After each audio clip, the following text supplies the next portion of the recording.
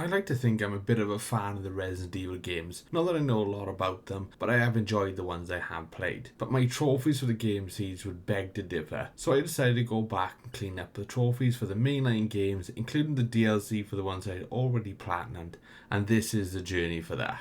Resident Evil 1 has been on my trophy list for a while, with only one trophy ever being earned for it, and that was to die for the first time, and this is the reason I had left it sitting there, with no other progress made, was because I didn't like the control scheme, and I died to the very first zombie, so gave up almost immediately. So now, it's time to redeem myself before Resident Evil 9 is released. I make a start by playing as Jill and come face to face with the same zombie, but this time, I kill it, get my first trophy on my return to the game. I then continue playing for a bit before I realise, based off the colour of the save name, I'm not playing on the difficulty I wanted to start on. Instead of me starting on normal, I started on easy, because they have you answer a couple of questions to set difficulty, so I restarted the run on the correct difficulty that I wanted with Jill. Now, it's a while before I earn another trophy, so let me go over with what the main objective is for the game and this run. We're tasked to investigate the mansion and the mysterious goings on, and there is a lot of that. My goal in this run is to complete the game on normal to unlock more difficulties and explore everything in every room to get every nook and cranny trophy. So I continue exploring the mansion, collecting everything in every room, and while exploring I come across a room with a shotgun on a wall. So I pick it up because, as I said, I need to collect everything anyway, and an extra gun is always nice. But as I'm leaving the room into the empty connecting room, suddenly the ceiling starts closing in on us. Both doors lock. I think I've made a big mistake already in the run, but a cutscene plays showing Barry outside, who saves Jill just in time, getting a trophy for it as well, so that was lucky. I then continue exploring the mansion and taking out some zombies, eventually earning another trophy for burning one of them. More exploring and collecting, which leaves me outside and taking on some zombie dogs, and one of them actually has a collar that has something attached to it. Once inspected, we get a key-shaped item that needs to be used somewhere. So I go to the room where I found a key I couldn't pick up because a trap would have killed me, and I replace it with that exact item that we just collected. Straight after that, I then encounter my first Crimson Head zombie. This is what the normal zombies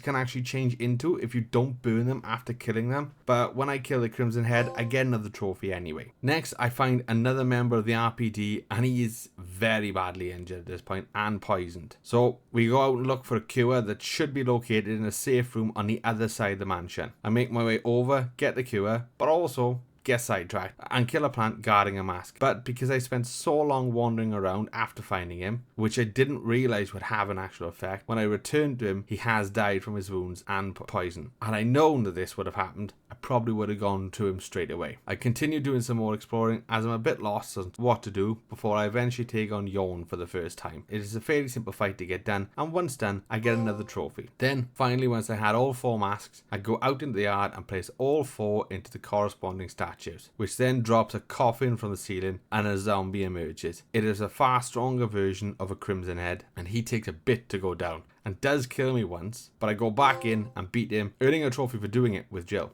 Once beaten, I grab the key item in the coffin. I can now make my way out of the mansion for a bit into the next area, the courtyard. And I start with making my way up to the cabin, and once explored, a cutscene plays and someone or something walks in that I have to get away from, which I do very easily. I then go to the other side of the courtyard, drain the water in the pool to get across, and then use the elevator and make my way to the residence building. With more exploring, I then find myself in the lab underneath the building, and here there's been a flood, which normally wouldn't be too bad. But for some reason, this one has 3 sharks swimming around. So I rush to get to the door at the end of the room and safely climb down the ladder. But we can't go further as too much of the lab is flooded. So I need to drain all the water first. Once done, I can go further into the lab and come across the shark flopping about. But they aren't dead just yet, so I have to avoid them and kill the large shark by pushing a generator into the water and powering it on, earning another trophy. I then grab the key and head back up to the residence. Here I then enter a room with a lock key code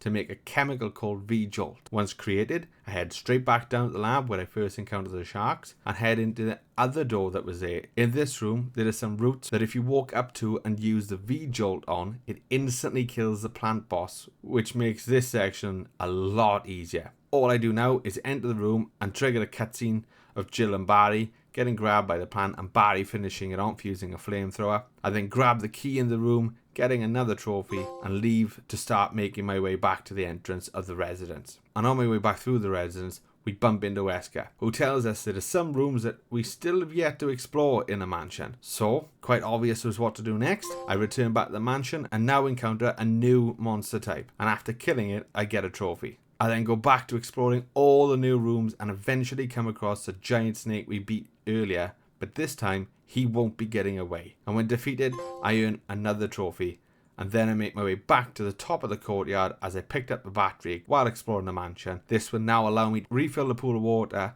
and use the other elevator in the area to go back down and enable me to then access the mines. While exploring here, we find another member of STARS that's badly injured, and just as he was about to tell us the traitor that's in the team, he gets shot, leaving us wondering who it could be. I then find a lift that I need to power up to use, and while looking for a way to power it up, I encounter a giant spider, which, after defeating it, earns another trophy. I then find the cylinder that will help power up the lift and make my way back there, get it powered up and use it. Once on the lower floor, we run into the same enemy we encountered in the cabin earlier. I avoid it again to find a room with a large box, which I move onto a lift. That takes it back to where we came back down from the original elevator, and here we break the box open and find a broken flamethrower. This I can now then use to open the door in the corridor while still avoiding the monster. Once out the corridor, we find where they've been sleeping. And here we also find the last key item to get to the last area of the game. So climb up the ladders in the room then and end up back at the very cabin we were at earlier and make our way back to the mansion. Once back, I head to the door under the stairs in the main hall. I open it and make my way down. Here we find Barry and decide to actually save him this run, earning a trophy for it. Find a fountain, and once 2 coins are inserted into the empty slots, this reveals an entrance to another lab. The end of the game is near now,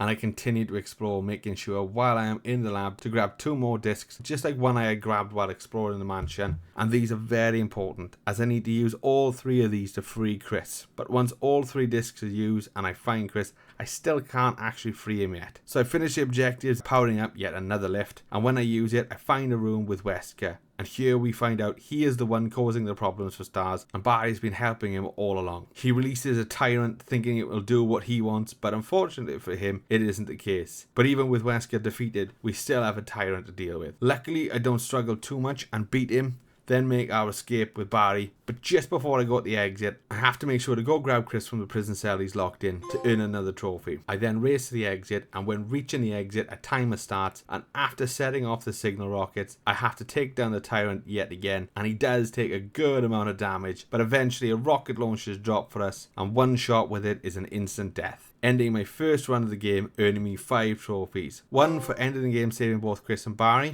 finishing the game with Jill, and beating the game on very easy, and normal difficulty, as all difficulty trophies stack. But I was missing one I was sure I'd be earning at this point. That is every nook and cranny, and I'm certain I explored everything and grabbed everything in the game. So unfortunately, that's just another one I'll have to earn on another run. For my next playthrough, I decided to go for the real Survivor run. I made this decision based on the fact that I needed to get a run in hard difficulty done, which is the same difficulty level for Real Survivor, but there's one distinct difference for it, and that is that each item box is its own storage. So if I store something in one, I can't get it in another. The hardest part of this difficulty, on top of the storage boxes, is the now limited number of saves, because of the reduced number of ink ribbons available. So I made a decision to follow a guide to help me get through this easier, and it really did make the run so much easier following it. The guide was made by Heroes Gaming Center, and I have linked it below for anyone who's going to take on this challenge, because it's tremendous. I still died a good few times in it, but I was able to earn the trophy for saving Richard with the serum instead of letting him die on this one, and the guide helped me make light work of the Real Survivor difficulty. So much light work, in fact, that when I finished the game, I get the trophies for finishing the game in 5 hours and for finishing it in 3.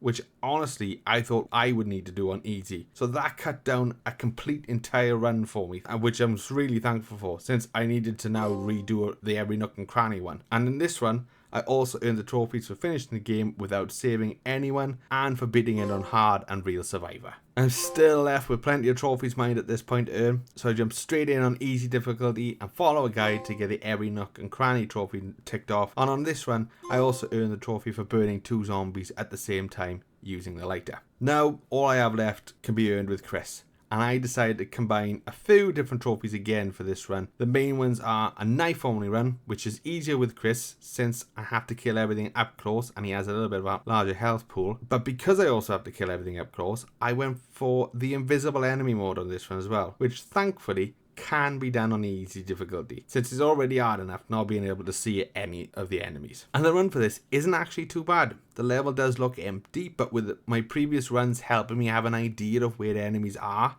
and mirrors still actually exposing some of them, I explore most of it with very little issue. I do have to make sure not to use anything other than the knife. That includes the defense weapons, so I just make sure not to pick any of them up. On the run, I earn a trophy for finding the stone and metal object as Chris, and another trophy for saving Chris using Rebecca. I continue thinking this was a breeze, I won't have any issues. That was actually until I reached the plant boss. This enemy in invisible mode is so frustrating. Adding to the fact that I was doing a knife only run made it just that much more annoying, as I could only attack the tentacles to cause damage to it. But as you can see, or for an actual fact I suppose, irony, I couldn't see. The issue is that I didn't know where they were. So most of the time, I am stood there swinging a knife wildly in midair, trying and hoping to hit something. I do eventually work out some of its attacks, even though I don't think I worked them out. It was just like pure chance. And with a lot of patience, I take out all the tentacles and get the trophy for beating it with Chris. I then earn a trophy for getting the last book, volume 2, which is picked up after beating the giant snake, which, unlike the plan, is incredibly easy to beat while invisible, as he leaves a dust trail. Further into the run, I earn the Stars Null trophy for obtaining all the weapons in the game. When I pick up the last one I needed for Chris, I then defeat Lisa Trevor with Chris, and after beating the Tyrant, making my escape, getting to the exit, ending the run, earning a few more trophies. For finishing the game without saving anyone as Chris, finishing the game as Chris, beat the game in invisible mode, finishing the game using both Chris and Jill, beat the game using only the knife, and lastly, to unlock all the costumes. There is now just 4 trophies left to earn for the Platinum, but they will be easy to clean up with me now being able to use the infinite rocket launcher. The first of the 4 left that I earn is for saving Rebecca from a hunter. I then save Jill from confinement, this time for another trophy, and then beat the game for the final time to earn the trophies for finishing the game, saving both Jill and Rebecca, and lastly, for beating the game without saving, which, after the number of runs I've done already, the infinite rocket launcher, this was not difficult at all. And with the last trophy, I also get the Platinum. Resident Evil 1 is a game I thought for a while I would never actually get done, but since I've been trophy hunting, I do actually feel as though my skills in gaming have improved, letting me take on and beat games I would never have thought I'd do before. So this experience, I will definitely need to look back at other games I have shied away from and try and challenge myself again. So make sure to subscribe to not miss out on those. But for now, let's continue with the rest of the Resident Evil franchise. Now this is the game that actually gave me the idea for this video. After my challenge video to platinum it in under 24 hours, I was left with the DLC.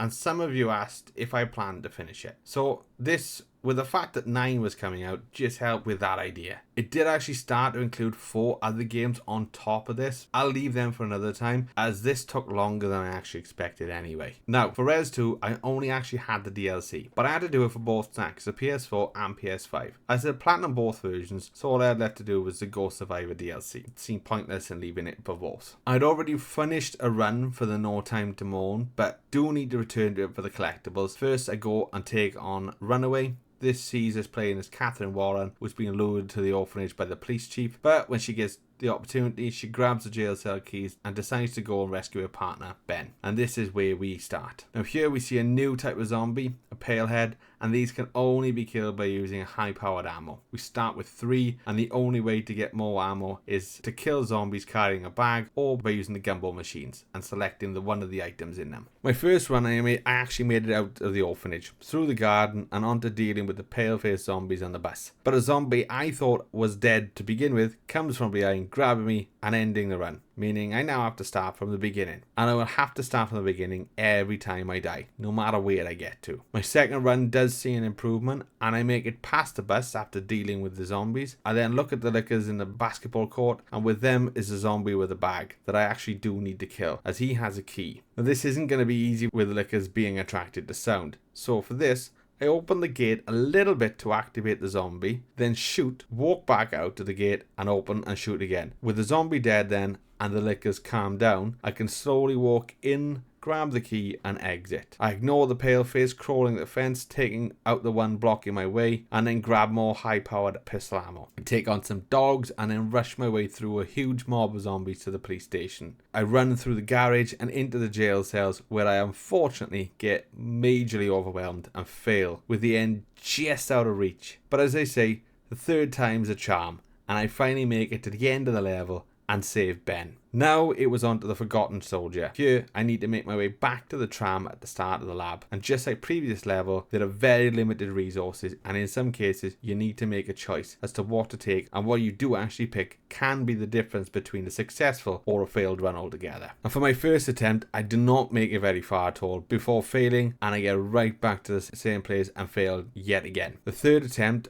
actually went quite well. I managed to climb the ladder in the room I failed in twice, making it through the next room, up the elevator, somehow survive the chaos of the lab, and take another elevator. I'm able to defeat the horde of zombies blocking the bridge, and the end is near. Just one more door to go through, and I'll be able to see the exit. But again, I unfortunately get overwhelmed in the waiting room while I wait for the door to open. I mean, it didn't help that Mr. X appears out of nowhere, and I get grabbed by a zombie and die. This doesn't deter me though from my goal, and I jump straight back in and run through the level, making my way back to the door again. But this time, I make sure to take out all the zombies in the waiting room before interacting with the door and bringing out Mr. X. When he appears, I quickly run into the room he came from to grab one of the raccoon models I needed to collect in the levels, and I had been collecting them along the way and do need to return to some of the previous ones to find the last ones needed. But made sure to get this one now since I had to wait for the door to open anyway. Once the door is open, I run out and meet the final hurdle, a bunch of zombies, some armoured and some not, and a G-mutant at the top of the stairs, right by the exit. So I carefully make my way past the zombies and shoot the G-mutant with my grenade launcher, letting me sprint past it and straight into the tram, finishing the level. With all three of those DLC missions beaten, I am now able to take on the hardest one of them all, No Way Out. For this, I play as the officer we see at the beginning of the story getting eaten by a zombie in the storeroom, but we're tasked to get out of this alive after beating 100 zombies. We start with just a pistol, but it does have unlimited ammo. I start taking up the first lot of zombies and also shoot the raccoon that is sitting on a box behind one of the doors they all walk through. And to start with, I'm quite confident with how I'm doing. I'm able to take out most of the zombies with very little issue, and have picked up a few items from the zombies with backpacks. And these zombies are important, as the only way I can get more powerful weapons and any health items is from defeating them. My first attempt is still going really well. I do nearly get overrun, but save myself with a flash grenade by shooting it, and by shooting an explosive tank as another zombie is carrying. I continue to get overwhelmed at times, but I'm luckily able to heal back to full health, and I do somehow get 50 zombies killed. But this adds a new one to the horde, the Paleface. And we are shown in one of the other DLCs earlier on that these can only be defeated by using powerful weapons.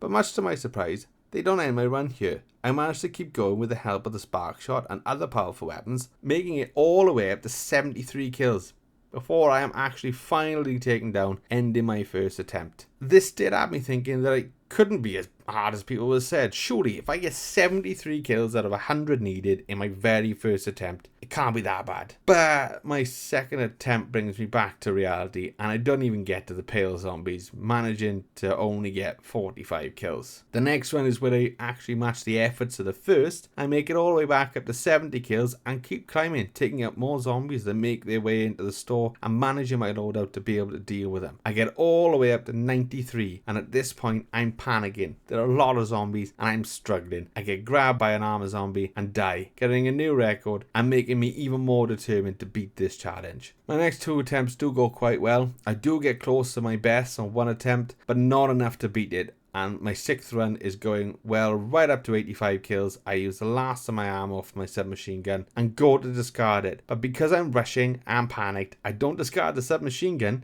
Instead, I get rid of my pistol. And I am left with just 172 ammo for a flamethrower. And that's it. Here, I'm sure I have yet another failed run on my hands. And it was going really well. All over a stupid mistake, I'd have to do it again. There are, however, bags on the floor, and with one has a rocket launcher with 2 shots, but that wouldn't be enough to see me through to the end, and I knew I needed it for the final zombies. I was in too much of a panic to remember what was in the other bags. I grab the rocket launcher, even though I'm sure it's over, and I don't know what to do. I end up checking one of the other bags, and there is a slight ray of hope. another submachine gun. I grab it and equip it. It's still not doing much good until another bit of luck comes my way and all the enemies are grouped up with one wearing an explosive tank. I quickly shoot it and go from 88 kills straight up to 96 and see another explosive tank to shoot, killing another 2 zombies. That's it. Victory is all but confirmed now. I have 2 rockets to use and 2 kills to get. It would take a very serious mistake to fail here. Luckily, I don't make it and get the final kill, earning the first of 2 DLC trophies, Hell of a Sheriff, which I now understand why people call it the hardest trophy in the game. All I had left to do now was to grab the remaining raccoon collectibles from previous DLC mission, and the best part of this is, since I was only going for them,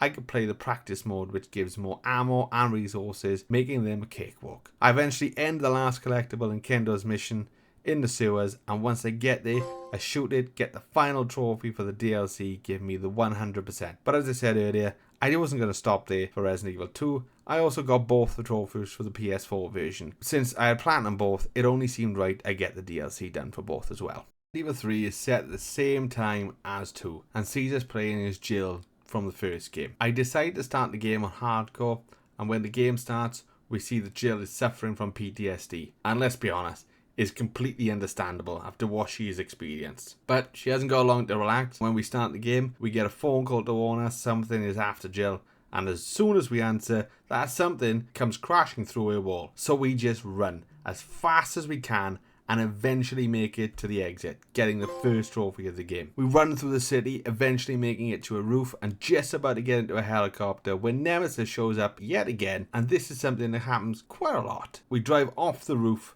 with him at the front of the car and get saved by Carlos, earning the second trophy. After introductions in the subway, we are tasked as usual to get the power back online. Standard trope at this point for Resident Evil. So while making my way to power the plant to then get the trains back up and running, I fully explore the area, which is easy to do with the map showing where I still had items to collect. And doing this, I earned multiple trophies.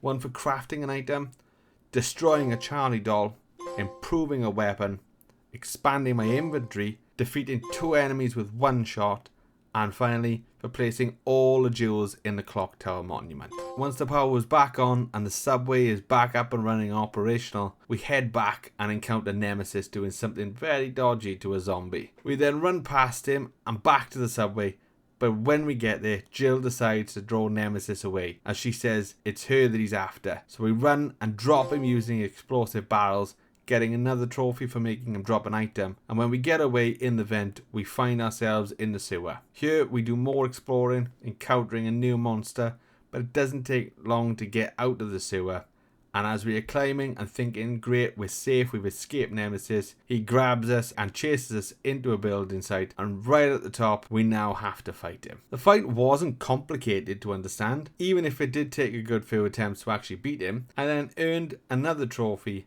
and I end up back on the ground finding the very gun shop that we go to in Resident Evil 2 and bump into Kendo, who we do know is hiding something from Jill. It is here I would like to go over in more detail of my playthrough, but turns out I didn't actually record it, or at least I've lost the recording. Thankfully, PS5 records the trophies, so I'll just go over what ones I did earn and then get back to where I have the footage. And hopefully I don't make this mistake in future. Most of what I did miss was the recording of Carlos' section going through RPD, and I only missed recording for 2 trophy drops, so again it's not too bad. These were just for escaping the city and for completing the RPD section as Carlos, which is a lot easier due to my familiarity from Resident Evil 2. But back to explaining now, and this is a little bit more interesting to watch anyway, and that is my fight against, you guessed it, Nemesis. But here it does look a little bit different. Unfortunately for him, he does find out that change isn't always good, and I don't struggle to beat this new form of his and take him down with very little problems. Once we beat him, we go to leave and get grabbed, so Jill drops a gate on him before getting hit by something from him, and we earn a trophy here, but Jill is not looking good. Carlos finds her and takes her to a nearby hospital, And here we go in search of a vaccine or something we can do to save her. While exploring the hospital, we encounter hunters, an enemy that we first saw in Resident Evil 1, but they look a little bit meaner here. And they do manage to get me a couple of times while I grab the items to save Jill. But I eventually get everything, and now I have to hold off a horde of zombies, which did give me more COD zombie feels than Resident Evil, but it was still fun. Once I defended the hospital,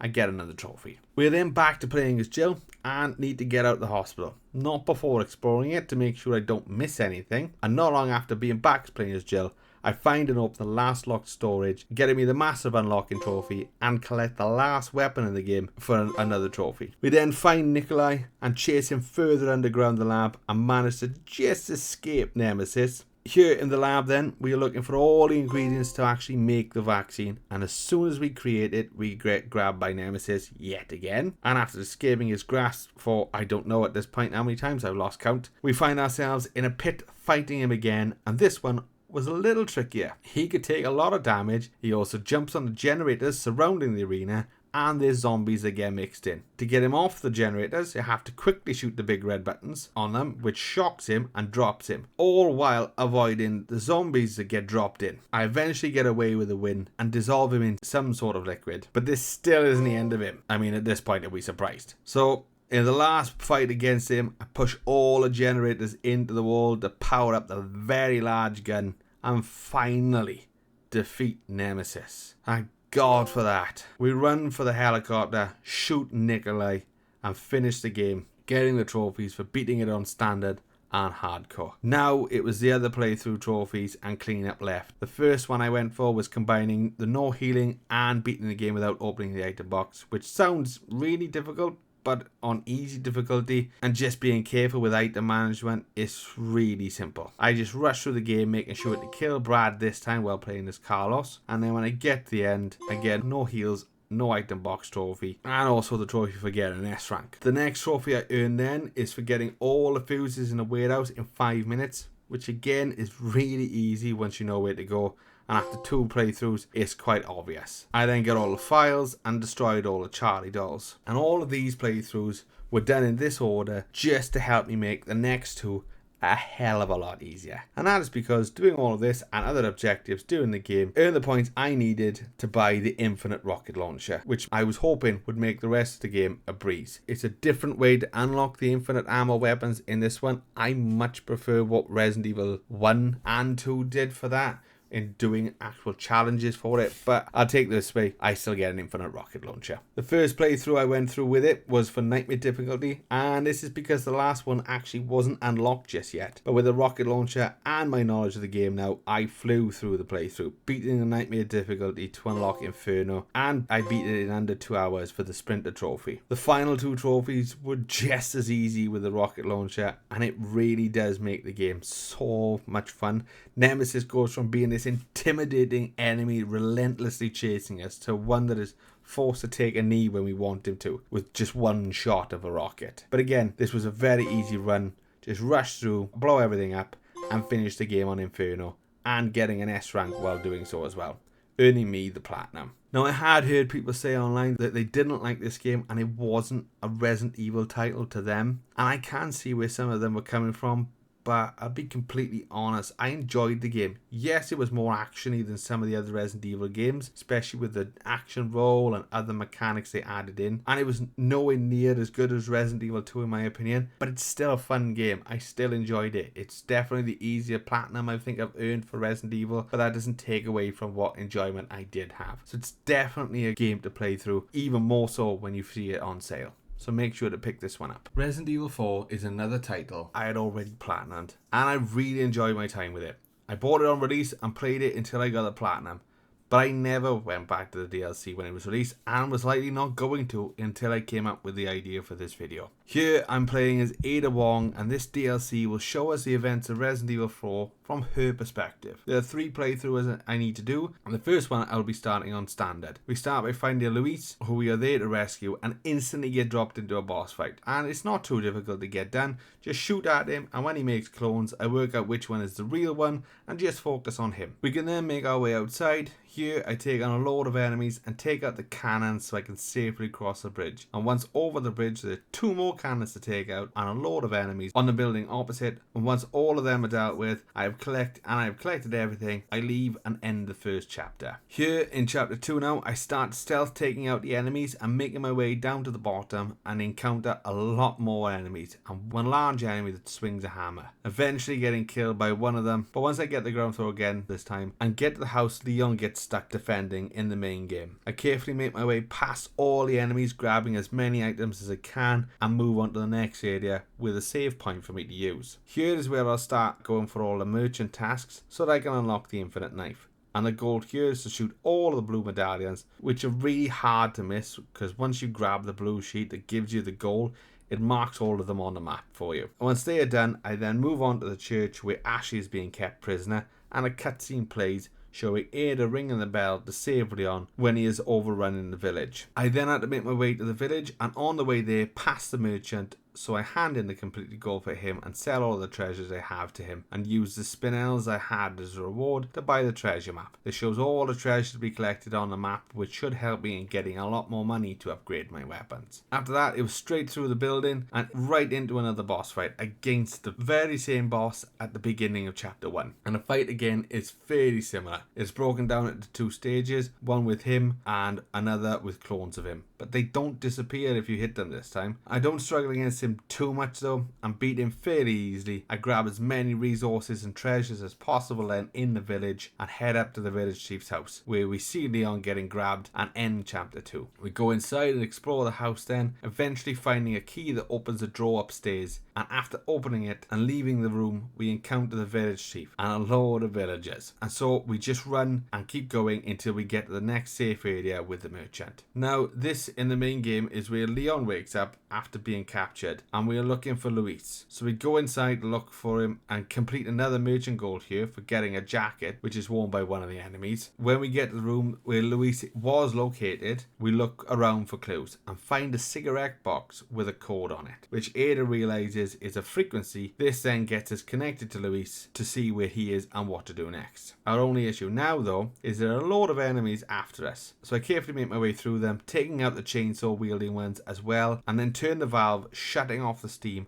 and getting out the building, but collapsed just outside. It looks really bad for Ada here, but we wake up back in the village chief's house safely after being rescued by Wesker, who doesn't seem too impressed with Ada's performance so far. We then run to the village and take the path on the other side of it to get back to the windmill and the house that Leon has to defend. And this is where we have another boss fight, but this one's against a giant troll. Using the roofs to stay up out of the danger as long as possible and all the weapons at my disposal, I start shooting at him to take him down, and it takes a good few minutes to get this fight done. I am successful, but I do know that this is not going to be an easy fight in the harder difficulties later. But once he's defeated, I get my first trophy of the DLC for beating him and ending chapter 3. We are now back with Luis, and he has asked us to help him get to the lab at the bottom of the tower to get a cure for Leon. But when we reach the lab, it's up in flames and he rushes in to get it but collapses, and so we run in after him to pull him out. We get back up to the room where we started and Luis tasks us to collect all the ingredients he needs so he can create another one. So we go exploring, grabbing the first of the 3 items before running into Leon. We then leave and have to run from a deadly trap after grabbing the lamp we need. We are then trapped in a room with armored knights after grabbing the gold bottle that we needed. After that, we run through the maze, exploring further into the castle until we enter a room full of glass cases. And here is where the last 3 items we need. The blue butterfly. Using footprints on the floor and the note, we can work out the correct code for the padlock and retrieve it, and hand all 3 items to Luis, ending chapter 4. Chapter 5 sees us chasing after Luis and we end up in a sewer. Here I take on more enemies and drain the water, allowing us to go through a tunnel and into a new area where there's more enemies and one chained up, and these enemies react violently to the slightest noise, which makes taking out other ones really difficult. Thankfully, there's only one of them and I have enough health and bullets to see me through the fight. I save here, which I'm glad I didn't forget to do, because as soon as I walked out of the merchant's room, we take on the boss that's been following us since the first stage. He attacks us using his hands and tail, and when he goes down, we think we've beaten it. His body springs back to life and takes us into a new arena, and it moves around underground and above us, and we have to make each opportunity count when it appears to shoot its weak spot. And after enough damage is done,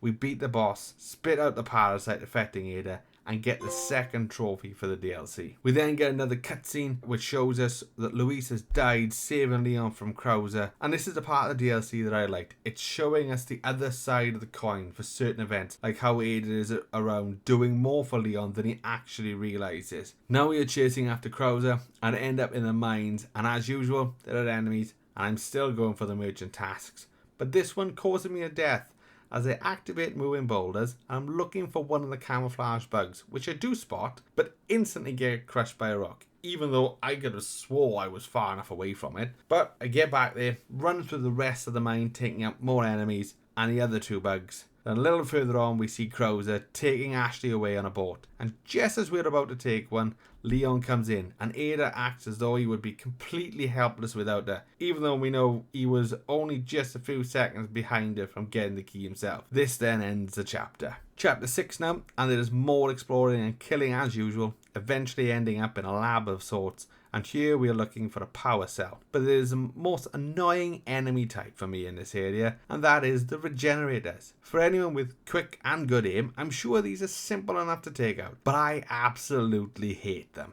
I do get past them though, and grab the power cell, and as I'm leaving I encounter the worst version, the one that shoots spikes from its body. I try to take it out, and when it's stunned I run past it and get away, getting back up to the door, powering it up. We are then on a cable car, taking out enemies on the other side, coming up as we are going down, and once at the bottom we encounter an area guarded by turrets. Using the walls and as cover, I make it up past the turrets, take out the ones blocking the bridge, leading to the next area, which is another lab. Here we find a large monster that chases us down a corridor. I unfortunately don't escape the first time and get eaten, but I do get away on my second attempt. We then get to the main lab and set up the explosions for the island that Wesker has instructed us to. And on the way to the exit, we are running from the monster again, but this time we are going through the laser grid. And where Ada's skills allow it to dodge through all of them with no issues, the monster unfortunately didn't share the same ability, which ends up in him being defeated, and we then come across a speedboat, leaving on it to end chapter 6. It's now the 7th and final chapter of the story, and we are nearing the end here. We do the reverse of the run that Leon does at the end of the base game. We then rescue Leon and Ashley from Sadler, and in doing so start a boss fight. He wasn't a quick and easy fight for me, as I got caught a few times by some of his attacks,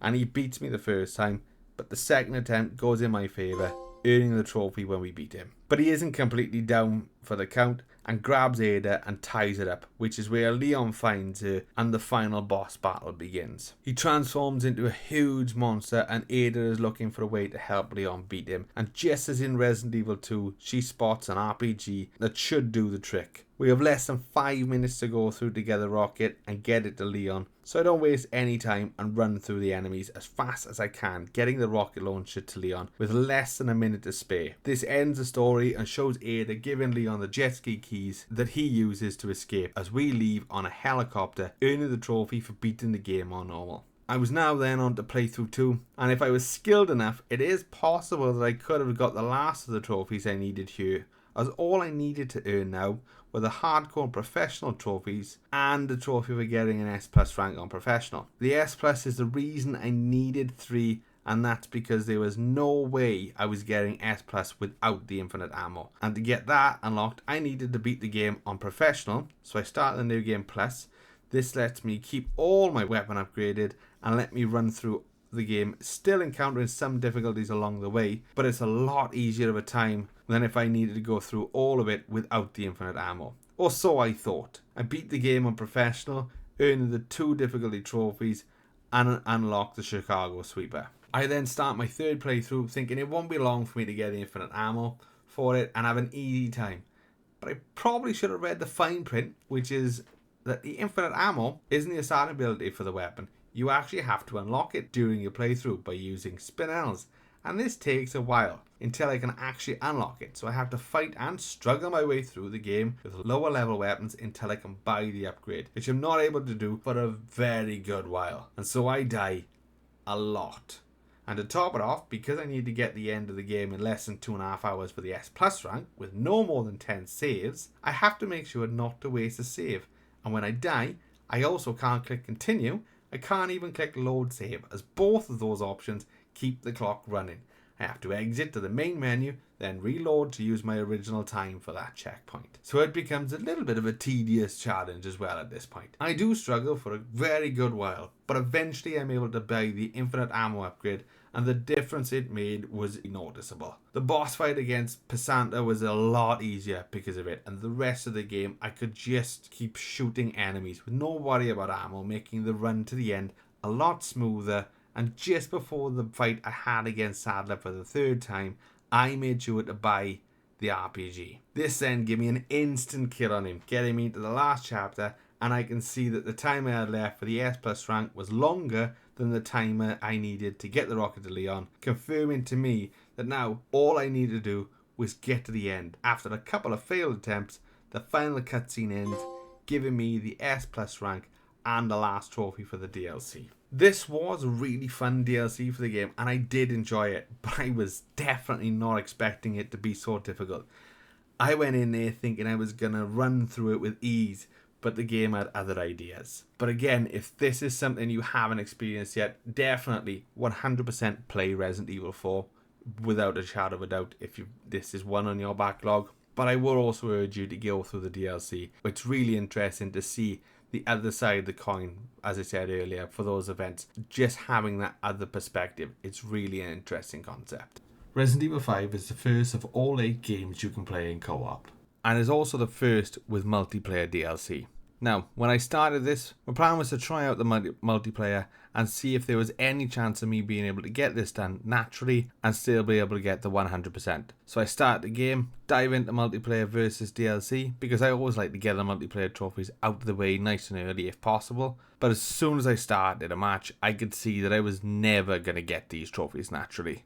The only players left in the game at this point are just too good. I do get carried in one match and I earn the trophy for getting a score of 80,000 in Team Survivors, and I also get a trophy for shooting an enemy's Molotov, dynamite or grenade in a hand, and another for getting a headshot kill on a jumping enemy. But it was at this point I decided to give up on the multiplayer, and I thought that this video was ruined as I didn't want to organise a boosting group for them all because of laziness. But I do promise the title isn't clickbait, so just bear with me. For now, it was on to the story, and with it having multiplayer, I decided to rope my friend into playing it. But he had one condition. He had to play as Sheva. Now, for one of the trophies, I will need to beat the game on professional difficulty, but I first need to unlock it by playing on veteran. And once we started, we grabbed our gear from the contact in town. Now, there are a lot of trophies I need to go through in this game, so I won't cover every detail of the playthrough as I have done in some of the previous ones in the video. Instead, I'll just go over exactly what was done and when, so you will still get the details of each trophy and what was done for it, but not a step-by-step playthrough as it was. The first trophy I earned in the story was for defeating 3 Magini with 1 explosive barrel.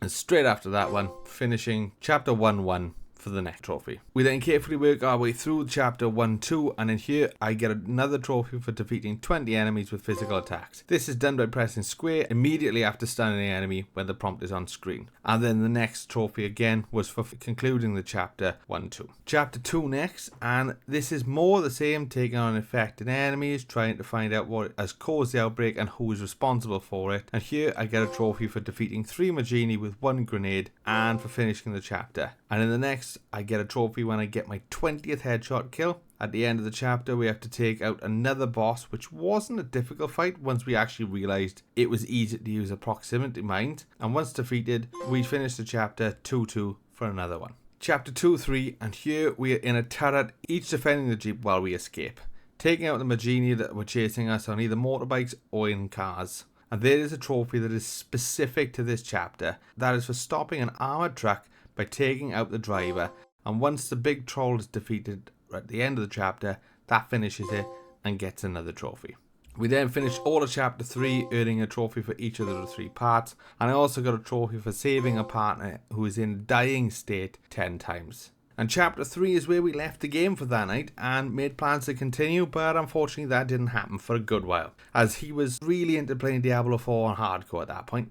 but it wasn't all too bad. I had other Resident Evil titles to work on at the time for this video, and while waiting for when I would return to the game, I got an offer I couldn't refuse. When Vault asked in my Discord if anyone would help with the 100% for this Resident Evil and 6. So while waiting for my mate to be ready to take on the rest of the story, I went on and boosted the Versus DLC trophies, which made the 100% completely possible. And the boosting for this is very easy to actually set up in game, but it is also very boring and tedious. So I started by unlocking all the characters with a pointer had, then made a start on the 1v1 trophies with Smurfox, and the first one we went for was with the 20 chain combo, which wasn't too difficult to get done. I used the bow, which wasn't easy to aim at the start, but I did get used to it, and it was a one-shot kill on most enemies, with no reload time, so it made getting the combo really easy, and I got the trophy for the combo, also for defeating 30 enemies with the bow while going for it.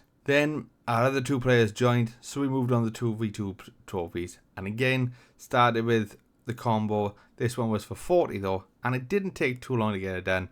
We just had to make sure there was enough enemies to keep the combo going to get to 40. And here, I got the 40 combo trophy and another for helping a partner when they were asking for help.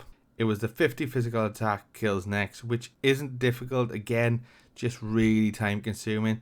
We then started by helping Vault and Lenny get the wins, and as it was late for them, we didn't get it done on the same night for us. So me and Smurf went back to the normal Slayers to get those wins done, and the next day went back to Team Slayers with the others getting the trophy done, and I'm so glad we only needed 15 wins per mode, as that was long enough. No way would I want to do a 30 like the PS3 need to do. All that was left was Survivors and Team Survivors, so again, me and Smurf got the trophies for getting a win with 40,000 or more points. We then got the wins for Team Survivors with Lenny and Vault, and finally returned to 1v1 Survivors for the last win trophy and finishing the Versus DLC. However, it was still a few weeks before I was able to get my mate to play again, but he did jump back in and we completed chapters 4.1, 4.2, 5.1 and even 5.2, earning the trophies for each one.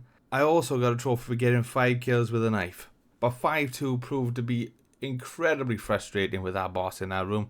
We didn't really understand what we needed to do, and we just decided we needed to end it there for the night and planned to return on the weekend. But unfortunately, my friend was unavailable, and so I decided to make a start on writing some of the scripts for the other games for this video, give him a chance to be available and still finish the first playthrough with me. But that didn't end up happening, and with the release of 9 getting closer and closer, I just had no choice other than to just do it myself. So I jump in where we left off on chapter 5.3 on veteran difficulty still, and my god can I see a difference. So much so there were 2 thoughts that popped into my head, which were, was I really this bad at the game and my mate was actually carrying me through it? Or was the AI just that awful and no help at all? I mean, I'm going to pick the latter as that helps make me feel a little bit better, but I'm almost certain my mate is going to probably pick the first option. I stumbled through the chapters 5.3, 6.1 and 6.2, but then I hit a wall. No matter what I did or how I looked at it or took it on, I just couldn't get past the beginning of chapter 6.3, which was incredibly frustrating now. So I did the one thing I never thought I would do, and I dropped the difficulty down from veteran to normal. And even then, it took me almost an hour to make it through the final chapter and beat the game. But I only actually earned the trophy for finishing the chapter. The difficulty trophies needed me to do all the chapters on the same one to actually get a full complete playthrough. So I will earn some of them later on. For now, it was just on to cleanup, and I was confident the rest shouldn't take too long. So I play a few missions, earning 2 more trophies, one for defeating 3 Magini by setting 1 pile of oil canisters on fire, and I got the trophy for beating Wesker in the first fight against him instead of waiting out the fight.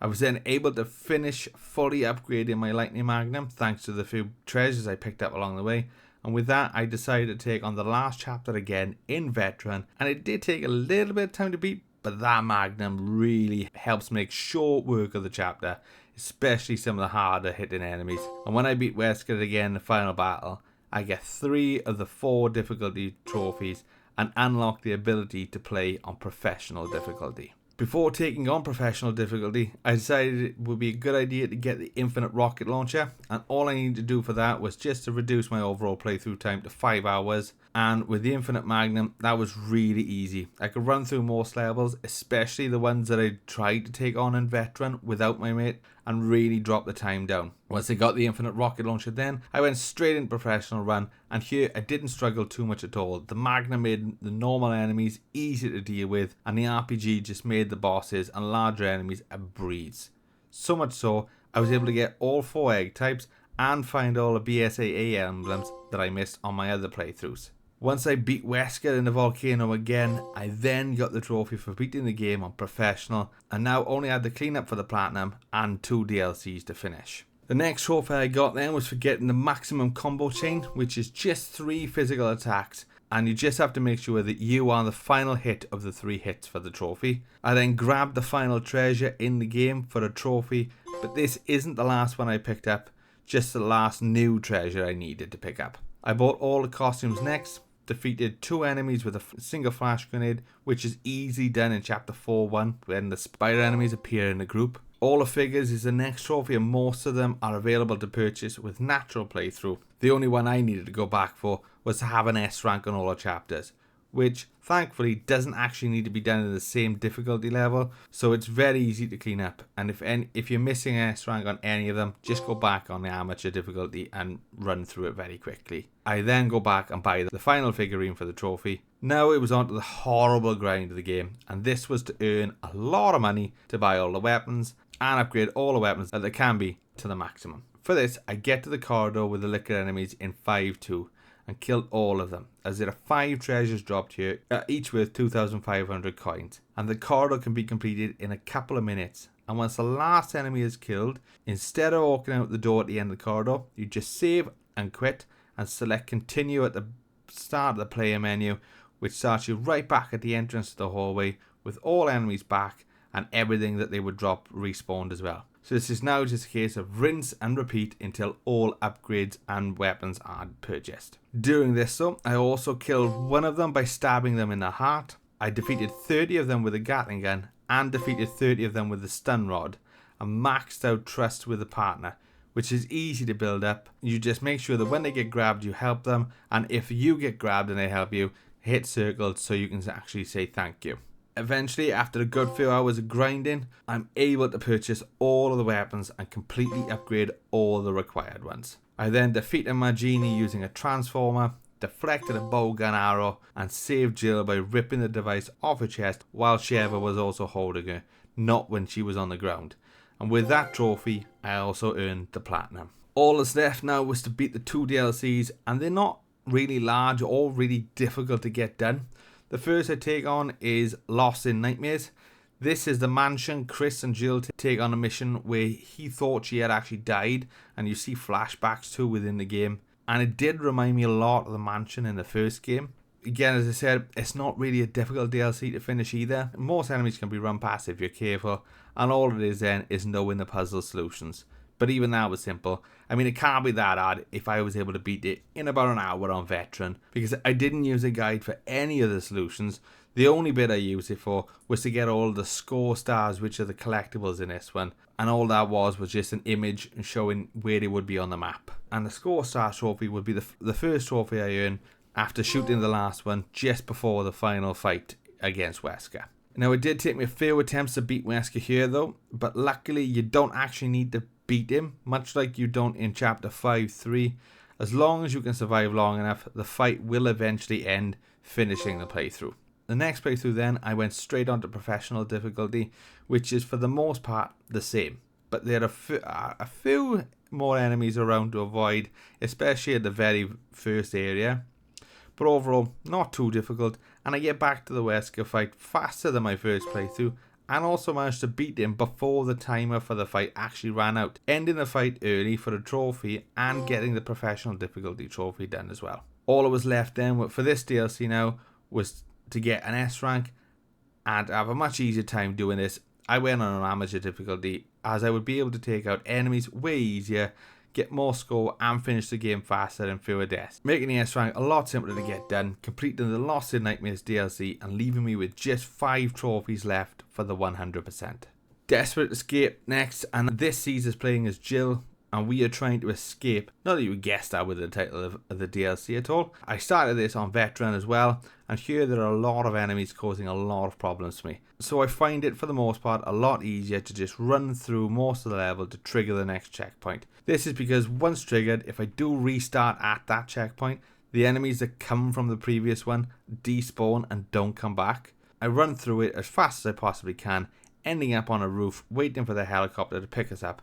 This needs us to survive for 6 minutes, and once done, that's the first trophy unlocked just for beating the DLC. Next, I take it on in Professional, and I have to approach this completely different, as just running through as fast as possible isn't working for me. There is apparently a set amount of enemies per area, so instead of running past most of them, I decide to actually take all of them out and then move on. This proved to be far more effective for the most part, and it does take a while to get to the roof to escape, but I do get there in the end and survive long enough to escape a second time for the Professional difficulty trophy. Just 3 trophies left now, and all of them can be done in the same playthrough if I'm lucky. The worst is for the agitators, where I needed to defeat 3 of them, and that is because they each have requirements to spawn in certain areas of the game, the first being the hardest to actually get to trigger. Nowhere I read was actually 100% certain on the requirements. Some thought you had to use all the ladders in the first area, and others said you didn't, you just needed to kill all the enemies, and some said you needed to do both. All mentioned doing this before opening the first gate though. After only killing all the enemies and that not working, I decided to try the ladders, and that actually did trigger him to spawn. The rest were easy to get done, and before killing the second agitator, I got that 150 kills trophy, which is a lot easier done if you do it solo and just request the AI to give you his pistol at the start and kill everything yourself. I then get to the roof to kill the third and final agitator and escape, also earning the S rank I needed for the 100%, completing Resident Evil 5. I gotta say, this game wasn't too bad. I did really enjoy it. It was a lot more fun with my friend. I will definitely say I would have much preferred to being able to go through the rest of the game with him. But with it being a time constraint on getting it done, I just had to get that past it. But it's still not a bad game, and a remake for this, just like they did for Resident Evil 4, could be really fun to play. So I will actually be looking forward to something like that releasing in the future. Resident Evil 6 is the second game that you can play in full co-op, but this is also considered to be the worst of all the main games in the series. So I decided to not drag my friend into playing this one, which was a good decision with how long it actually took to get Resident Evil 5 done, especially with the fact that I had to do it myself anyway. Now, I went at this game with an open mind. I had heard that people think that this game is not great, but I didn't want to use that as my viewpoint for the start, as I'm sure that the games I don't like that people consider good, and I know there are 1 or 2 games I enjoy that others don't.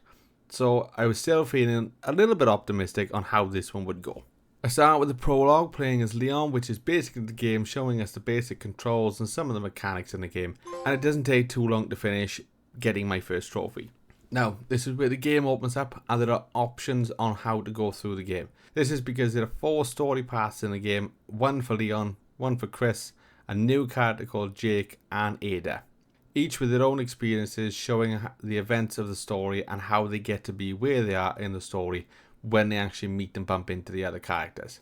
And I was still playing this with an open mind, so I decided to start with Leon and play through it on normal to still get a decent level of challenge for what I was hoping would be a fun experience. But this is now where I start to understand why people don't like the game. From the start, you can see it is very much leaning into the action genre, more like 5, instead of the survival horror of the other titles. But that wasn't really the problem, and I'm not quite sure I can explain exactly what was the reason for it. But my issue for the game was I just felt like the entire story and chapters dragged on. I was playing through it as I did with the other games and was just under the impression I was doing bad and it was going to be a long playthrough, because as I got to the end of chapter 1 getting the next trophy, if I was asked to guess how long I had been playing, I'd have said a good few hours at this point. I felt like I'd been playing for ages, only for me to see that I had been playing for only 1.5 hours. Which, don't get me wrong, it's still a long time, but falls really short of what I thought it was. And I don't know about all of you, but if I'm playing a game and it feels like I've been playing for ages when I haven't, I know I'm not going to be enjoying it, as I'm clearly not getting gripped by the story or just the game in general, which is what makes the playthroughs worse. So to avoid boring you all and me needing to suffer the pain of what I did for a second time while making the video, I thought I would very basically cover what was done for the trophies in each game and get past the game that others, and now myself, would say is the worst of the 8 titles. So, straight after finishing the first chapter, I buy a skill for a trophy and will need to do a lot more of this later. I then completed chapter 2 of Leon's story and earned 10 different titles of the game, then go and customize my dog tag straight after. The next 3 trophies I earn then are for completing chapters 3, 4 and 5 of Leon's campaign, taking off the first of the 4 character stories done, and next up was Chris. Now, as I said earlier, each story has their own path to follow, but there are times that the characters bump into each other, and this shows the events each one had to go through to get there, which is very similar to what they do in Separate Ways DLC for Resident Evil 4, showing how Ada is always in the right place at the right time to save Leon. There is just one major difference I found when you compare the both like that, and that is that I actually enjoyed the story from 4, so going through the DLC as Ada and seeing how their paths collide and what she was doing in between was really great and filled in a lot of gaps to understand what had happened. But because I wasn't interested in the story, the curiosity wasn't there for the other character paths, meaning now I was playing another story of the same length, again, 3 more times. I do for this playthrough and will for the other 2, play it on easy. This is just so that I can run my way through the levels, letting me get them done quicker, hopefully at least, and beat the game sooner as a result. And this doesn't affect difficulty trophies as much, as I need to do a second playthrough, but more on that later.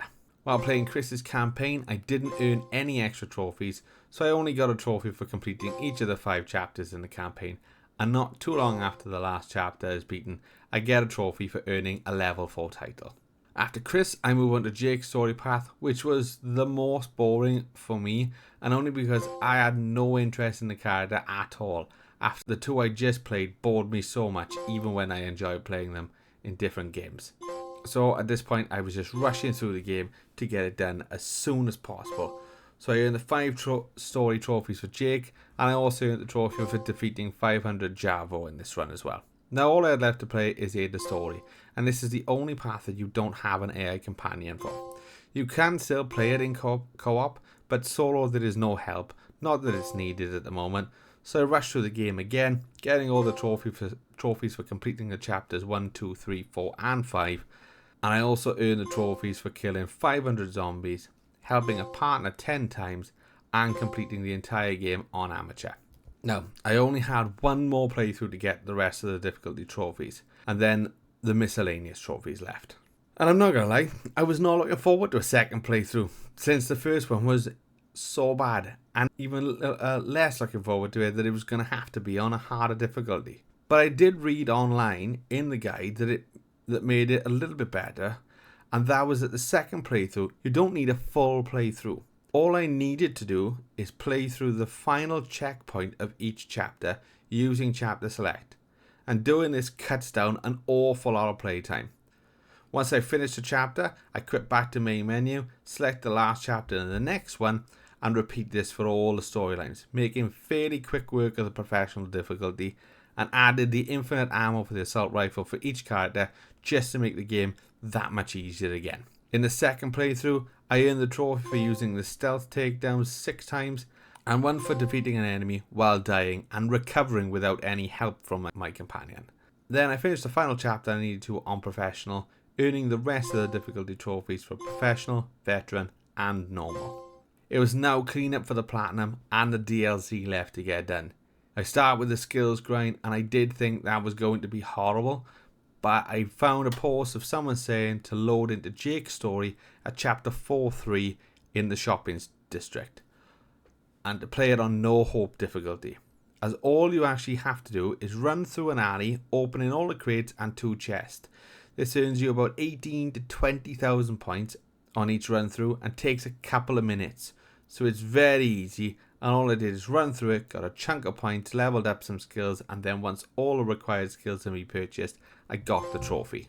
I then got 10 coup de grace kills on enemies, shot the helicopter pilot point blank with a magnum, piloted the VTOL without getting hit, countered an enemy attack 3 times in a row, which did take some practice, but I eventually get it done. I rescued the 2 female survivors at the cathedral, defeated 20 enemies with the Hydra using quick shot, collected 3 action figures, and this is all to do with getting the serpent tokens in the game, which is what I was doing while getting the rest of the miscellaneous trophies, and I got this one as I went to check how many I had left to get.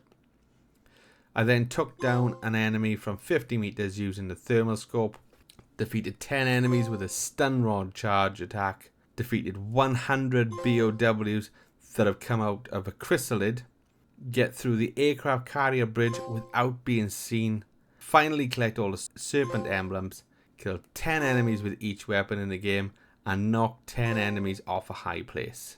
There was now just 1 trophy left for me to earn the platinum, and that was for earning 150 different medals, which, if I had left to earn some of the DLC trophies in the boosting, I would have got done easily. But I wanted the platinum before starting that. So I checked what I had done already and was able to get a couple of extra ones ticked off nice and easy, and when I only had a few left to do, I jumped into the agent hunt mode. This drops you in as another player's story as an enemy with the goal to kill them. I do this twice, and on the second time I killed the other player, getting a few new medals, which gave me enough for the 150 and with it the platinum. It was now only the DLC boosting left, which was done with Smurfox, Lenny and Volt. I do owe Volt a thank you again, because if he never asked in my Discord if anyone wanted to boost the DLC, I never would have done this or 5 and would have had to leave them as just the platinum, making this video completely different in its presentation. We started with Onslaught, which only needed 2 of us, which was the case for most of the trophies, to be honest, in Resident Evil 6. So we got the trophy for winning in a dying state first, then moved on to getting a win in 3 different stages. I then had to get a 30 combo, which I thought would actually be hard, but got fairly easy, thankfully. And lastly, then we got a defeat an opponent with an enemy I sent over, which was easy to get done, as we were going for the trophy for sending 2,000 enemies over. And with that done, the first of the 4 DLCs were completed. Me and Smurf then moved on to the Predator DLC next, and this one is really easy to boost. It just takes a little bit of time because it is only 2 of us. One plays as an agent and the other is Ustanank, I think that's how you pronounce it. The first trophy we got was for defeating Ustanank with only 1 agent left and without anyone being captured. We then got the next one by accident, only because when we were grinding out the skills as the agent, I accidentally pressed the button and grabbed Smurf as Ustanank and captured him, getting the trophy for eliminating all players in less than a minute.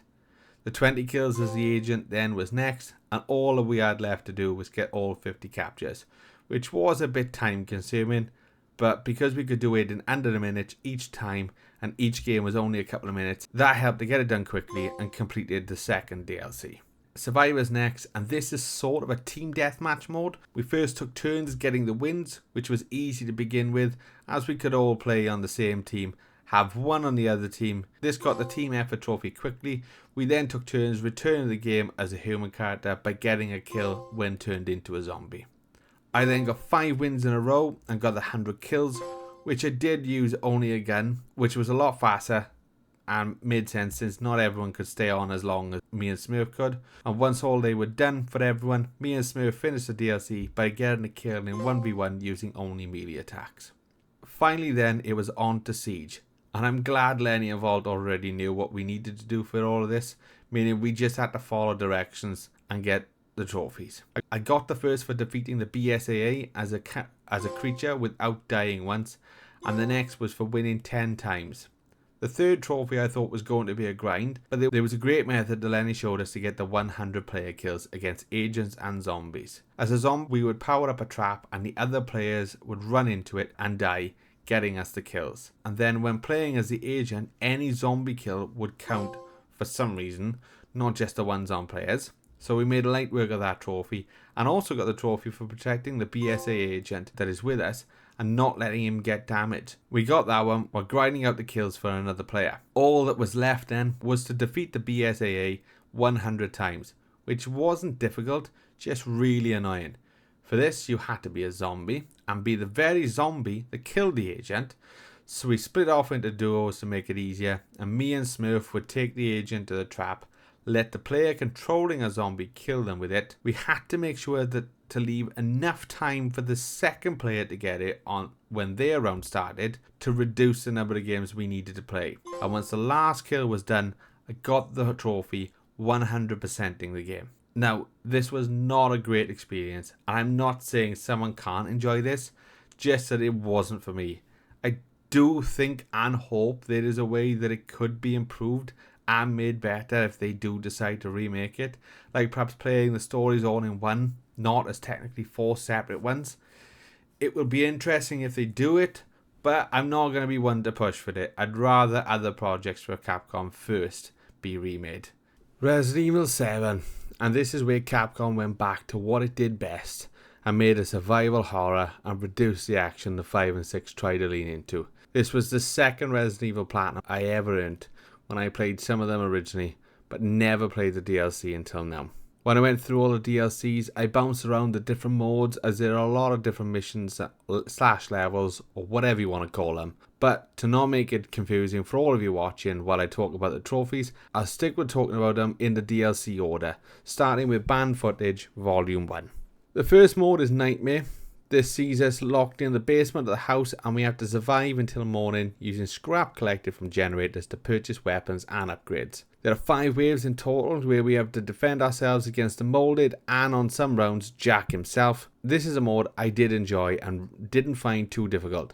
I was able to get through all the rounds and beat Jack on both times with little issue, and with the last round beaten, get the trophy and unlock the Night Terror mode, which is the same as Nightmare, just a lot harder. I did go into Night Terror thinking it couldn't be that bad, but I really struggled to get past the first couple of rounds, and honestly didn't know if I would get this done. That was until I realised that each attempt was earning me points to total up earning me rewards. I thought it was a total I needed in a single attempt, but am I glad I was wrong, because without one reward I don't think I would have beaten this, and that is the Circular Saw. This turns the mode from a challenge to a breeze. I'm not ashamed to admit I used a method I'm sure a lot of people have used as well, and that was to sit in the starting room next to the door running the circular saw blade while crouched, and that is because it will kill anything that walks through the door, and when it gets to the rounds, Jack spawns in, activates some traps, and uses the saw beating the mode and getting the second trophy for the DLC. Next up is Bedroom, and this is an interesting one really. It's basically an escape room where we have been locked in a room and trying to escape, but the big difference is that we need to make sure to remember where everything was that we picked up, because Marguerite will return to the room at times, and if she sees anything out of place or we still have the lamp, she flips out, so it's very important to remember where everything goes back to.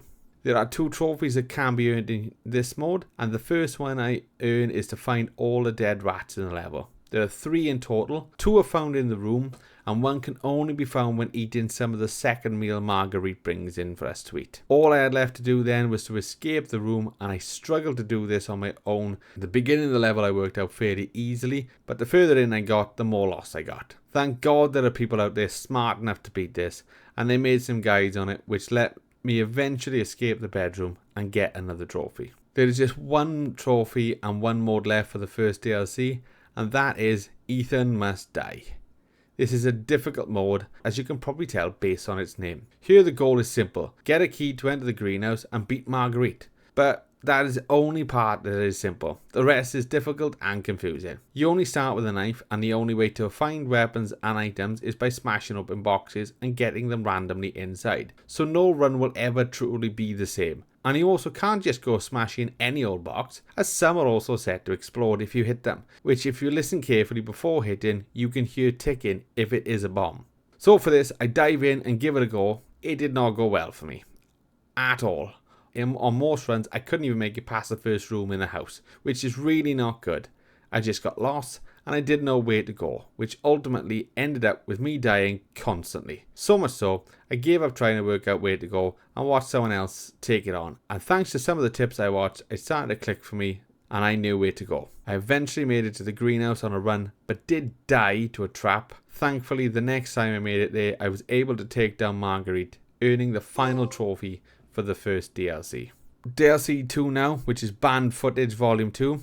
There are another 3 modes with this DLC, but more trophies are the first that can actually be earned. The first of the 3 modes in this DLC is one that is definitely difficult, and that is 21. The first part of this is to just beat another player in 2 rounds.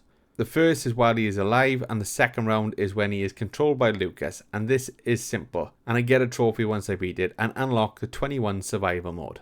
21 survival is 5 rounds of 21 back to back, and any damage I take carries over, so I have to beat all 5 opponents taking less than 10 damage. This doesn't work like standard 21 though, as there is only one of each number card, and there are boosts you can activate to add a benefit to the round, and the opponent can use these as well. And I only have a few of these unlocked at the moment, but I will unlock more later.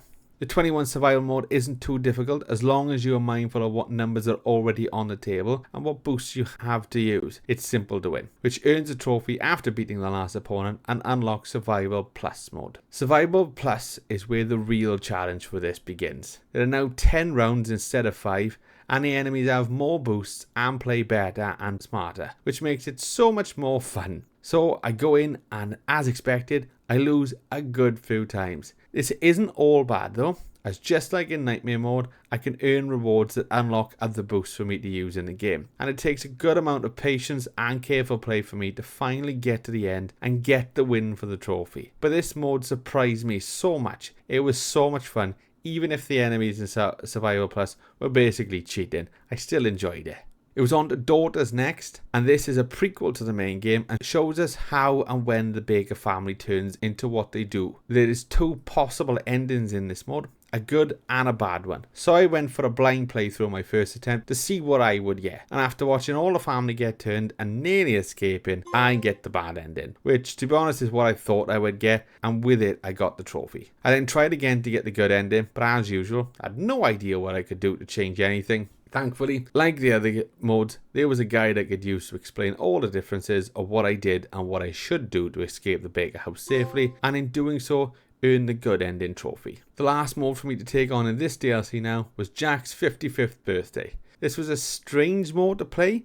It sees us running around a section of the game collecting different types of food and drink. Some of them can be combined with each other as well to earn more points. There are 3 trophies that can be earned in this mode. The first I earned without really thinking about it, and that's for feeding Jack all the different types of food, which could also be one that isn't earned naturally if you're not combining foods as you play and feeding him everything you find. But for the most part, it's an easy mode to finish, but not necessarily easy to get right for the S ranks, which I will need for the next trophy. This requires a more planned out run, meaning the items I picked at the start, both weapons and skills, need to be the best possible option for that run, to be able to keep the timer stopped. And I needed to know where the best food in the level was to get the best core with the filled items as well, which does sound a bit difficult, but with YouTube and a little bit of practice, this is easy enough, especially since as you earn S ranks, you unlock more skills and weapons that can be useful in future stages for getting the other S ranks. It did take a few attempts to get some of the runs down, but once I was used to where the enemies would appear and where the food I needed to grab was, I was able to get all of the S ranks, and with the last one, the trophy. Now, I only had the 1 trophy left in DLC 2, and this was for earning a total of 10-minute bonus time in a single run. This was easiest to do on House 2 level, as there are more enemies and more ways to earn extra time. And this wasn't too difficult, as I didn't need to worry too much if the bonus time ran out during the run, as it was totaled up at the end. So as long as I did everything I could, I would get it done. And after finishing the run and getting all the bonuses in the round, I got the trophy, finishing another DLC. And I only have 2 left to complete now, and both of these are one singular mode for the entire DLC. There is End of Zoe and Not a Hero. First up is End of Zoe. Here we play as Joe, who is Jack's brother, and he finds Zoe, who has been changed and is looking for a way to help her. So we have to explore the swamp, looking for a cure for Zoe's condition, all while taking on the molded we encounter on the first run. On the first run, I will be getting most of the trophies, And the first one is for getting a 4-hit combo with our bare hands, which was going to be a hard one to miss, as this one I was not only playing on normal to get both 2 of the 3 difficulty trophies, I also decided to go for the trophy for beating the game without using a weapon. And for the most part, it's not too bad. The hardest part of this one is getting past the alligators, as usually you can use a spear to get them away, but I can't, so I need to trigger them, walk away, which then despawns them, allowing me to get past. This does take a bit of time to get used to it, but even when I understood it, I would still get caught out and grabbed and have to restart from a checkpoint. After getting past my first set of alligators, I take out some molded using stealth, earning another trophy. Eventually I come face to face with the first boss fight, and when beaten, make my way back to Zoe, only for the boss to reappear and grab her. We chase him down further into the level, eventually catching up to him, and a cutscene plays. It's here we find out that the swamp monster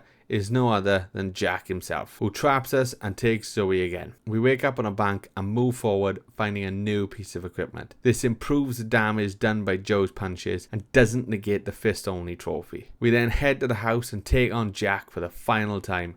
And again, this fight wasn't too bad. I was able to beat him in my first attempt, earning 2 more trophies for beating the mode on normal and for beating it using only my fists. All that was left was to complete an extreme challenge, which was easy enough. I just went back into normal playthrough plus and beat the first group of enemies within the time limit it set, getting the trophy. And then the final trophy then was for beating the game on Joe Must Die difficulty. Now, I thought this would be a cakewalk. I mean, I did just beat the game on normal using only my fists. Surely it will be much easier now I can use a weapon. But I was incredibly wrong. Even having access to one of the gauntlets from the start, it still took a lot of time and patience to get this mode beaten. Getting past enemies without dying to make it to the next checkpoint to at least get some progress made. But the harder part I would have to endure was beating the first boss fight against the swamp monster. He just keeps killing me over and over and over. I made some progress in some of the fights, and this was on stream and off, but I had some brilliant advice by viewers. The most beneficial one was simply, why don't I just not get hit? And I can't believe I didn't think of that sooner. Not that it really made any difference. It still took a few hours of practice, but I do eventually beat him and made it to the next checkpoint. And from there on, I actually didn't have too many issues. I got past the molded, had a few failed attempts at the traps further in, but made it to the final boss fight with the gauntlet in probably half the time it took me to beat the first boss fight. I did go into the final fight fearing the worst.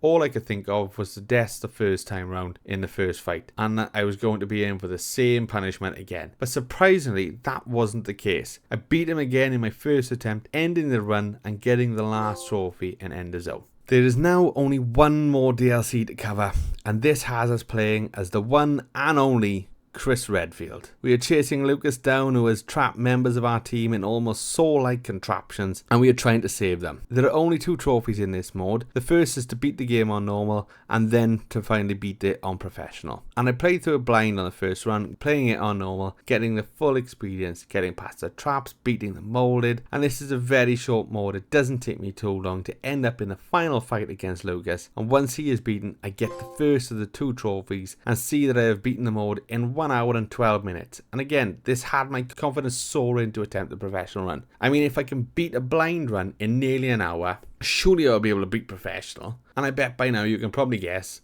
I don't find it as easy as I thought it would, and you'd think I'd learn not to get too confident. Maybe I'll learn the next time. But after trying and failing for a bit, I decided to get a guide up, and this wasn't so much to show me where to go, but rather what enemies I needed to beat and what ones I could actually just avoid and run past to save some ammo, and also where some antique coins were to get the upgrades for Chris to make the final boss fight easier. And am I glad I did that, because I did not have the level of ammo most guides recommended for certain weapons to have an easy time in the final fight, and so I have to make do with what I have got, which does take a few attempts to get it right, but I do manage to get most stun locks off on Lucas, beating him again for the second time and earning the last trophy. And to show how much problems I had compared to the first run, I more than doubled my playtime to actually be able to beat it on professional. This marks the 7th game in the series at 100% on my account, and I gotta be honest, this is definitely the hardest Resident Evil I have played out of all of them, but it's one of the best I have played.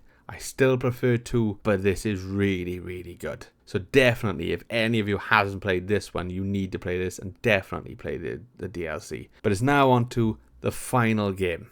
Resident Evil 8 was the first Resident Evil game I got the Platinum in. I picked it up in lockdown and was hooked on the game, so had to get the Platinum. But I never went back to it when they released the DLC until now. And I can't think of a better way to end the video than with the game that really got me into the Resident Evil franchise. The DLC sees us playing as Ethan's daughter, Rose. And on this DLC, we don't unlock anything to make hardcore difficulty easier, so I just dive straight into hardcore. We start back in the village in the dungeons, and there is some weird black goo in some parts of it, and I'm looking for a way to go. And when I find a key, some weird creatures start to chase us and we get trapped. But some shining light opens a wall and directs us on our escape, and we end up in the castle. It's here we see the merchant from the main game, and he has caught another version of Rose. So we start around with more creatures appearing from the floor and more of the goo. We dodge the goo and the enemies to head for the door, only for the gate to slam shut, trapping us. Then the yellow light that saved us earlier reappears and gives us a gun, which lets us kill our first enemy, allowing us to return to the main hall. I then go into the next room and run and grab the bolt cutters, letting us go outside. Here is where we find the first mask, but it's locked away and the glowing light tells us we need to use our powers. But first we have to find an amplifier to do so. So I explore one of the other buildings looking for the amplifier needed. When we get to the attic, we find a glowing blue flask, and once collected, we absorb the power. This now allows us to destroy the red orb looking things attached to vines, which once destroyed, it clears away anything that was attached to it. With the new power, I make my way back to the courtyard, grabbing an upgrade for the pistol on the way. I then grab the mask and place it on the statue in the hall. Now we're able to explore the upstairs, now we've unlocked our powers, and take out the enemies and make my way into the room at the end and go through a fireplace into a secret room, finding another power up. This one actually allows Rose to use her powers on enemies, slowing them down, making them easier to either run past them or shoot them. I return back to the hall, grabbing another key on my way. I can then explore past another door in the courtyard now because of the key we just picked up. We then have to solve a puzzle, which is 4 statues that all have to be pushed back into place in the correct order, and once done, the floor opens up, revealing stairs to a new area. Here we encounter a new type of enemy, and one I don't really want to mess with, so I run quickly past it and through the room, grabbing the second mask, and run straight back to the puzzle room, and a room that was once locked on our way there is now able to be entered. And in here, I grab a painting that I need for another puzzle back in the main hall. With the mask and the painting, I now head back to the main hall and place the second mask on the statue, and then head straight to the painting puzzle. And this just really had me confused because I was thinking too literal for the solution by placing the prey in the direction the predators were looking, when all I needed to do was place the prey on the one side and the predators on the other. Once done, I gained another key. This allowed us to grab the shotgun, which is always useful in a Resident Evil game, and we can now explore a new area full of sludge that I need to clear out to grab the final mask. When I pick it up, a cutscene plays and we are grabbed and then wake up locked in a cell. A load of bulbs that we can destroy appears and the sludge starts to fill the room. But only one of the plants when destroyed will stop the sludge, so we have to make sure to pick the right one. And there are a couple of rounds of this. And also an enemy spawns in that does cause me a bit of trouble and a death or two. But I do eventually escape the prison. It was then back to the main hall to place the last mask and get our reward, only to find out it was fake and get grabbed by the merchant, thrown into a boss fight against a large and strong enemy with a very obvious weak spot. Not that makes it easy to beat it. After grabbing another power up during the fight, it's not long and I beat the boss, and after a cutscene end up in the house that Ethan fights the doll boss. And this area revolves around finding different dolls in rooms and placing them in the correct places in playset looking setups to complete puzzles. After the puzzles are solved and I get the part needed to use the elevator, we end up being shrunk to the size of a doll and now have to avoid floating dolls by sneaking past them and avoiding their vision as best as possible. I do get spotted once or twice and have to replay the section a couple of times, but once we get past all of them, the shining light helps us once again and we end up at our parents' house, and after a bit of exploring, we are grabbed by the little girl from Resident Evil 7. I can't remember her name, but we now have to run or get grabbed by all of the sludge. I then take out a load of flying dolls with Rose's powers, then run from mannequins and eventually get saved by the glowing light once again. We find one more power up and now have to fight the little girl. And this fight is really easy. Just shoot at her, and just before she lets out a blast, hide behind something, and when she is weak enough, the glowing light helps us take her down, and in the cutscene, pushes Rose to safety. We are now in the village where Ethan's journey began, and this is when Rose figures out that the light that has been helping her all along is her dad Ethan. Not that I was surprised at that. I then run through the village and find the real crystal we are looking for, only for the real villain, Miranda, to appear. And we find out here we have been led to her from the very start. But as usual, Ethan comes to his daughter's rescue, and we now run to escape, but get grabbed right at the exit, and Ethan is then hurt trying to rescue Rose. So we smash the crystal we picked up, power up again, and fight Miranda. And it does take a little bit of practice to get the parrying part of the battle correct, but once I knew what I was doing, I beat her and finished the fight with Rose's powers, giving Rose a small window to see her father before being sent back to the lab. And that ends the run.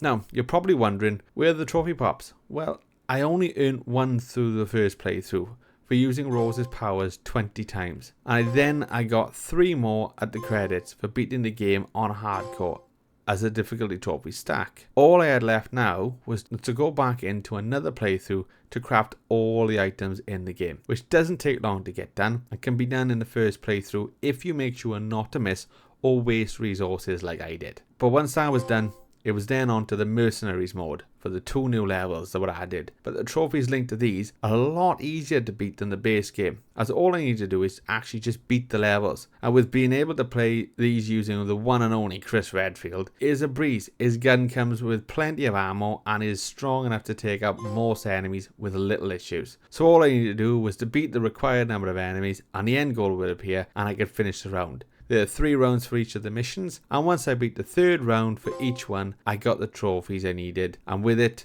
the 100% for this game. This is now all 8 games covered and all at 100%, ready for Requiem. I am already eagerly waiting for it to release, and I will definitely be playing it on day 1 of the release, with the aim to get a video out for you all as soon as I can, while still enjoying the game as much as possible. So make sure to subscribe so you don't miss when I get that uploaded and all other content I plan on doing. And the more of you that subscribe, the sooner I hit that 1000 sub milestone, and I will try and platinum Red Dead 1 in a 24-hour live stream. But as always, I hope you enjoyed the video, and I'll catch you all in the next one.